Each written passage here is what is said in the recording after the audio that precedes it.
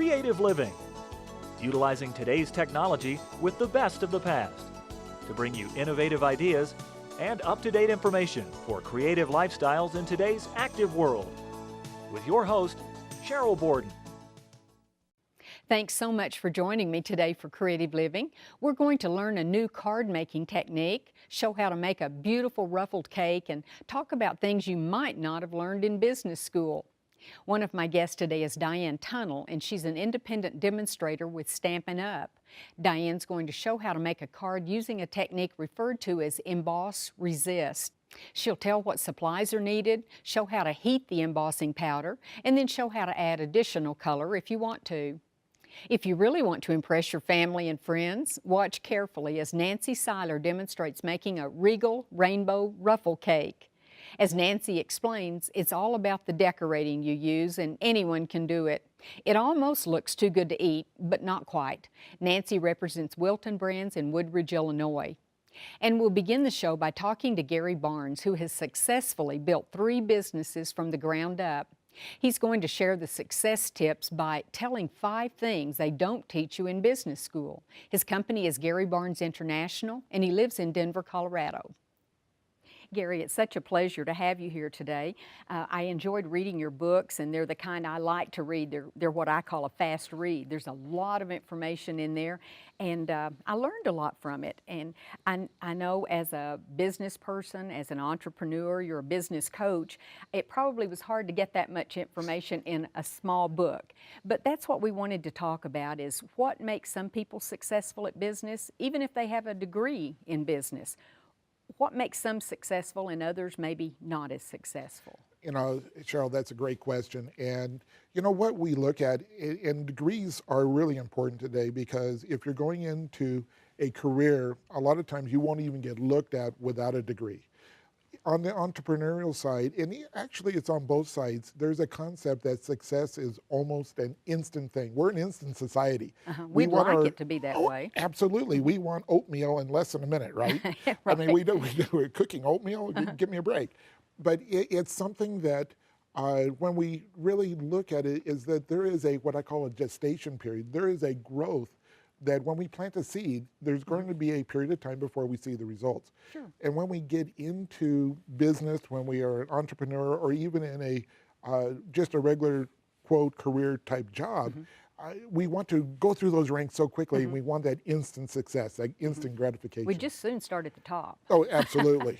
Well, and I think being flexible is important too, because obviously we're not going to start at the top. And how does that work for people? Well, I think in today's society, today's business, if we're not flexible, we're going to get left behind, because things are changing so rapidly. And so that flexibility gives us the opportunity to really engage with the changes that are happening around us, and also the stimulus. I mean, what are the things that are moving society and business and the economy? And if we're not flexible, we're going to miss the opportunities as they come to us. Well, and I think that's true regardless of what field people are in. You've got to be flexible.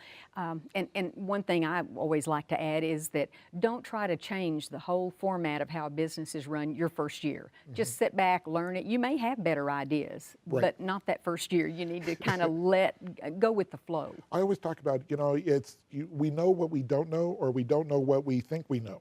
You know, and when we're starting out, we don't know, and sometimes that's good, because we might not have started the journey. And I guess, is it true in every kind of business you need to start small and grow?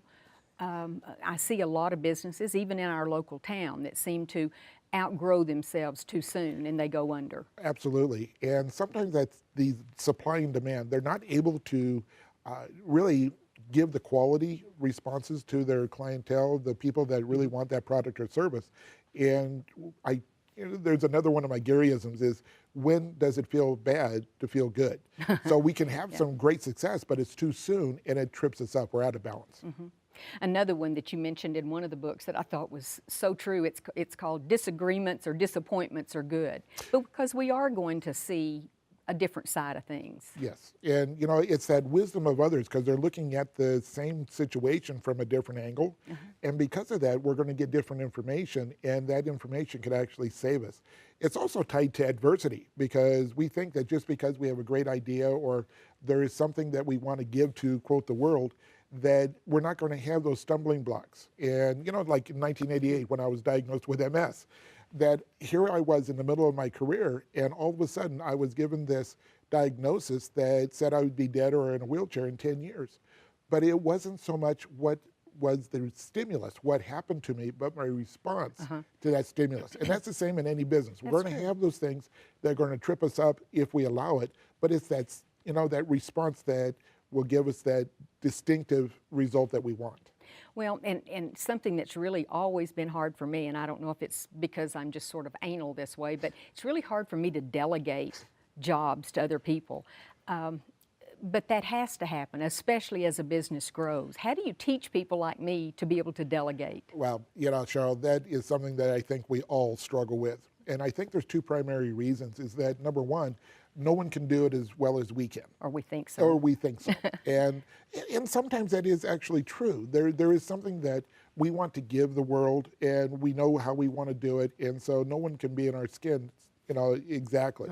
But I think the other reason sometimes that we really stumble with this is that we look at the economics. We don't think that we have the resources to be able to do it. And one of the things that, again, it goes back to another Garyism, is that I want to become excellent at what I'm good at, not just good at what I'm bad at. And so if I'm going to really progress and really be able to show the best and be able to touch as many people as I can, I have to be willing to delegate. And from that delegation, I actually empower myself and others, and hence am able to touch more people. Well, it's certainly easier said than done, I know, and sometimes we have to hear these same things over and over. You've mentioned twice, I think, Garyisms. That was actually my favorite book because it's one page per topic. So I thought it would be fun if I just pick some of my favorites and you respond.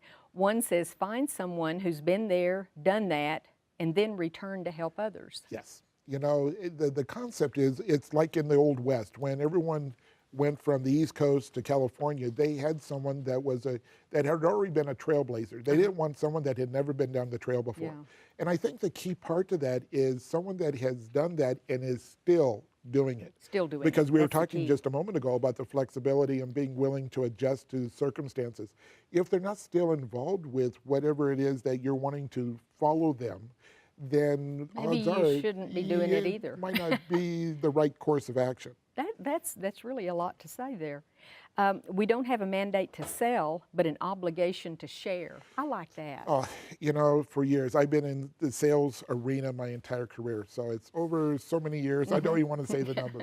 But, you know, when I call it the dollar signs in the eyes, when we go in and it's our agenda for what it is that we want to accomplish, we have a challenge. And if we are there really for that person that we're wanting to engage with for their solution for whatever it is that they need in their life right now, then it's that obligation to share. And I think for most people, they really believe in their product or service. It's just allowing the other person to attach to it in their timing. That's interesting. This one's easy. Give the good. Give the good. You know, I always say you can either be good or great. You might as well be great. And so there is, you know, it's all about choices and how, again, we relate to the stimulus and what that means to us. Well, that's interesting. And then pay the price today for a priceless tomorrow. You know, it's about delayed gratification. If we don't really engage with the idea that, you know, we can, again, that gestation period, if we take that cake out of the oven too soon, it's not going to do really well.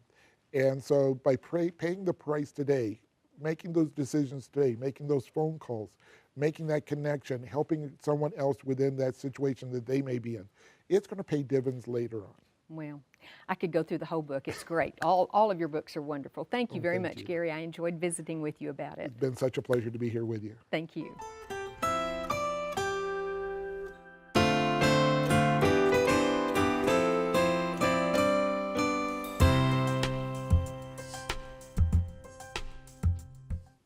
Nancy, thank you so much for being with us. Every time you're on the show, I get lots of emails saying, I just wish you'd show us how to do something real simple.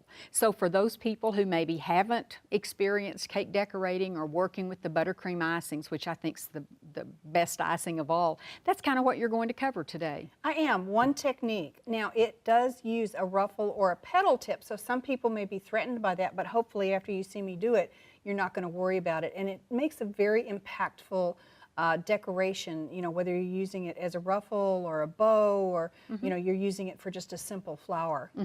Well, let's take a look at the finished cake, and that is just so pretty. To me, it just says either a little girl's birthday party or a woman's tea or something special. Maybe it's because of the colors you picked. Yeah, and you can obviously do this in any color that you want, but I was kind of doing a takeoff of the ombre. You know, you have the graduation of the colors. Usually it's a single color, and I like all sorts of colors, so I just did a little bit of every color. But, you know, you could do graduated shades of pink or blue or lavender or, you know, any of the colors that we have there, and you could have that monochromatic look, but yet with a little bit of pizzazz. A little twist to it. And buttercream, you know, fondant has been huge in icing because it has a very smooth look. You can use it like modeling clay. So, you know, there's so many things that you can do with fondant, and people relate to it because they grew up with modeling clay as a child. But buttercream is really the #1 icing choice in America because of that sweet flavor. It's a confectioner sugar base, you know, with some butter and some shortening and then just a little bit of flavoring and vanilla extract, or you could use lemon or almond extract in it. So it's a very basic recipe. And you can get it smooth. It just takes a little more work than when you're working with fondant. But Yes. I still, it's my favorite, I'll admit it. And you don't really have to worry about icing the cake smooth. Let me talk about the cake too. Now this is a 6-inch cake, and I did this for a reason so that I could get more layers of the ruffles. And so this is 3 6-inch round layers. Now, depending on how many people you're going to serve, when you cut this, you're going to want to make sure that you have, you know, a good-sized spatula so that when you take it out, you can, you know, lay it down. But I just think the impact with the height, so this is about a 6-inch tall cake, so it's 3 layers, and then you've got filling in between. Okay, so it makes it, what, a good 7, 8 Yeah, inches, good something? Yeah, 6 and a half, 7 inches, because you're going to, you know, flatten it down somewhat. And but it just, I think it looks really good. And another way you can use this cake too is just basically icing it. And see, I've got just a plain icing here. Now this is pretty smooth, but you don't have to worry about it being smooth because you're going to cover it up with a technique. You just kind of want the base color. I probably could just have iced the top and then, you know, gone all the way around. So what I've got is I've got a petal tip, and I'm going to show you. This one, there's a fat end and a skinny end, and the fat end is the one that we're going to have touch the cake as we go around. And So you'll it's called see a petal tip. it's a petal tip. This particular one is a tip 104. You know, for when you're doing roses, you can go 102, 103, 104, and then I go to 124, 5, 6, and 127. So you can have different sizes. You don't notice it as much on the cake, but that's actually what I did. So I'm taking the fat edge. And you're starting with the smaller tip Yeah, to do this and then top I'm just layer. making sure it touches the cake, and you can see my whole arm is the one that's going up and down. And I've got a little higher because what I might do is put some chopped nuts on top. We didn't put anything on top of the cake because we just thought, well, okay, that's kind of, you know, fine, simple, and elegant. So you can do it really tight, or you can do it, and I've got it on a turntable, That's so helpful. you can see, and I kind of messed that up, so I would just actually, I would eat that and then no, start you just over. go over it and kind of, you know, pull it in. And then you just come down with, again, the fat tip right underneath it. Are you going to overlap? Yes, overlap it just a little bit. And you can see that this is a basic technique. And what I like to do is make sure I have enough in the bag so I get all the way around before I have to redo it. You know, refill the bag. So you can see it's just, it's kind of monotonous when you get around to it. And let me just do one more. Again, And this is with the bigger tip. Yeah. My icing is exceptionally soft under these lights. So But it sure makes pretty ruffles when it comes out soft. you want a medium consistency icing. This is a little bit softer than medium consistency, but that way you can get a good definition.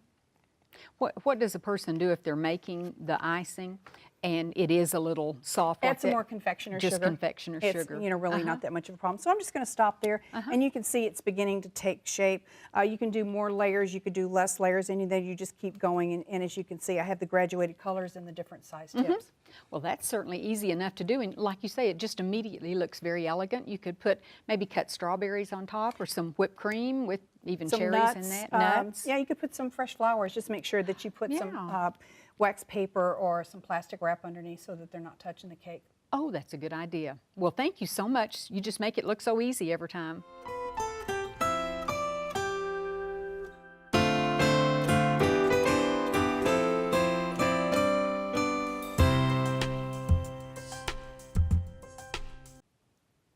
Diane, thank you so much for being here today. I wish I lived where I could take all of your classes because you teach a lot, you go to a lot of classes, and working with Stampin' Up, you always know exactly the latest techniques, the latest products. And I've done some embossing, but this is a technique that I've never even heard of. Right, this is called emboss resist. And the embossing resists the ink. We can color around the embossing, but not on top of it. And it's different than putting the paper inside the little folders and running it through. Right. So which part of this card, for instance, is the emboss resist? The butterflies are. The butterflies are embossed. They're heat embossed with black, and the smaller butterflies also. And then the inside the butterfly is then colored with the ink. Okay, I'm still not seeing how it works, but I'm going to learn. And which part about this one? The flower, the Poinsettia? poinsettia was done with the heat embossing, and the resist with the ink. Oh, that's beautiful. And we save sort of the best for last, or at least the biggest, but Right. this is absolutely beautiful. Right, and again on here, the butterflies, the big butterflies, the smaller ones, and these smaller pink flowers were. So lots was done, the Yes. smaller pink ones. Yes. Wow, this is just beautiful. I hadn't thought thank you. about doing this technique Yes. like on a picture frame. Oh, so many different projects can be done with the stamping. It's not just cards and scrapbooking. Scrapbooks. Well, Yes. that's all I've done, so I've already learned a new tip here. So how do we get started? All right, the first thing that we are going to do is to heat emboss our image.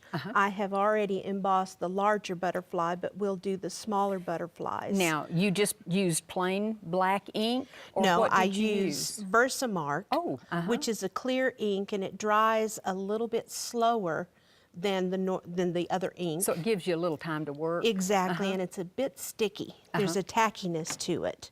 So I'm going to just stamp my image, the smaller butterflies, 3 times. And it is rather difficult to see because it is clear. Right. And I do need to do that. I need to come back to the ink pad each time to make sure that my stamp has enough ink on it for the embossing powder to stick. And is it important to clean your stamp? I know it is after you use the colors, but even, you said it's a little sticky. It is, yes. Okay. You want to clean your stamp very well after using this. Okay. Now, once we have it stamped, and I just have my embossing powder in a plastic tub to And make does this it easy. come in all different colors? It does. It does. Most of the ink colors that you can get, you can get the embossing powder in those colors. I just hold my paper then over this tub Yeah. So and it falls cover back it in. with the 'Cause powder. it's so fine. It is. It's just amazing. Then when you turn it over, kind of tap it on the back to get rid of the excess. Right. And then we have we the can see image. it. And one thing that I did not do here that I should have, see how it's kind of sticking to the paper Yes. in areas? I should have done my embossing buddy That on the gets what, cardstock. the static or- It gets rid of the static so that the powder will not stick. Okay, we'll do that ourselves the Okay, next time. yes, yes. That's one thing that I always forget. And in our part of the country, that's important. It We is. do have a lot of static. Once we have that on there, we want to take our heat tool and heat the powder. And it melts the powder to the cardstock. And I think it makes it such a pretty finish. It does. And I don't know how well it can be seen, but when you're doing the heat on the powder, you can actually see it melts It and does. it gets shiny. And it's very difficult to see, I know, you know, unless you're just watching for it, because I can see it turning shiny. Once it does that, you want to move on because you can burn it. Oh, now I didn't know that. I have never actually burned it on purpose to see what happens. But you know, But, it could. you know, the instructions tell me not to hold it on there too long, but it becomes shiny so you know that it has set. Would a hairdryer work if somebody... It does not get hot enough. It doesn't get It hot does not enough. get hot enough. Oh. And that's, you really kind of want to be careful with the tools. Some Yes, of them do they do look get like a hot. hairdryer, and you definitely want to keep that away from children Oh, okay. because you can burn your skin with those. They get very hot. So now I have it embossed, and you can see I have some black specks on my paper because I didn't use the anti-static pad. Okay. Now I want to put some color to it, so I'm Now going this to is do what I've never the large done. and the small. I have some sponges that I use for the ink, and on a large image like this, I use the sponges. I just want to... What color? Is that This navy or is what color is... Night of Navy. It's just It's a a bit darker darker- than a navy blue. Oh, And I just get enough ink on my sponge, and I've started in the middle of the butterfly, and you just rub it on here. Oh, Now, by doing this, you will get a halo of blue around the butterfly, or you could put some paper there to You could tape it not off get or that. something, couldn't Exactly. you? I don't mind the halo around no, the I kind of butterfly. like it's like a shadow effect. It does. It gives it a bit more dimension. On the smaller butterflies, that sponge is a bit too big, so I just use a Oh, cotton Q-tip. swab, yes. Oh, that's a good and idea. get some ink on it. And I start in the middle, do a bit of the blue color, and then I'll work my way out with the other colors. Next, I'm going to do the orange. This is Tangerine Tango is That's the a pretty color. And I'll start where I left off with the blue. And you do want to kind of overlap because Yes. that's more natural looking. Yes, and the ink is actually getting on top of the embossing the embossed areas, Right. but it won't stick because of the embossing that's there. Now, I can tell by feeling of this. so I'll continue with the orange color here, the Tangerine Tango. So after they're painted, I can see how that's done. For instance, on this, did you cut out the pieces first, or did you emboss? I embossed and colored it first, and then I cut it out Okay, after that's- I finished. I see. And probably the same on the small pink flowers were done Exactly. the same way. And some of those have a punch where you can actually punch the shape out, the flowers. I have a punch, and that makes it very easy. The poinsettia, I did not have a punch, so I just used scissors to cut that out. A little bit more Well, you did a good time-consuming, job. but I thought it was cut out with a punch. no. And then so this dries then just like working with any types of stamps. exactly, exactly. And it doesn't take long to go through and put the color. You may have to put your sponge in the ink a couple of times. Can you do the embossing on vellum too? Which is Yes. that real thin paper? Yes, and that's what the leaves Well, I of wondered if the that's what that poinsettia was. are done on vellum, and also those flowers. And when you put the ink on it, it still gives it, you can't see through it completely, but you can still tell that it's not a solid piece of cardstock. It I gives it see. a little bit more dimension to it, I think.